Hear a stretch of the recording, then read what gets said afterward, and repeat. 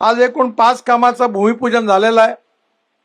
3,350 कोटी रुपयापैकी 4 lane flyover from MES college junction to Bogmalo junction and 4 lane VUP at Queeninagar junction on NH 566 हे 4 किलोमीटरची किंमत 472 कोटी रुपये आहे.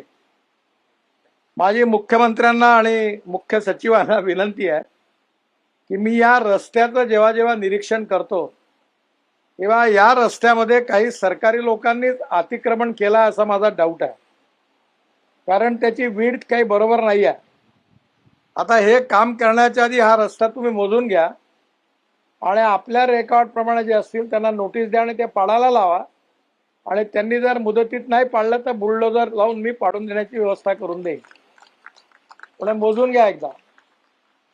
दुसरं असं आहे की यामध्ये एक अजून CM साहेबांना विनंती आहे की फ्लाइंग झोनमध्ये काही अडचणी आहेत. त्याकरता आपल्या लेवलवर आपण एक मीटिंग बोलवून घ्या आणि नेव्हीनी काही जागा आपली आहे असं म्हटलेलं आहे.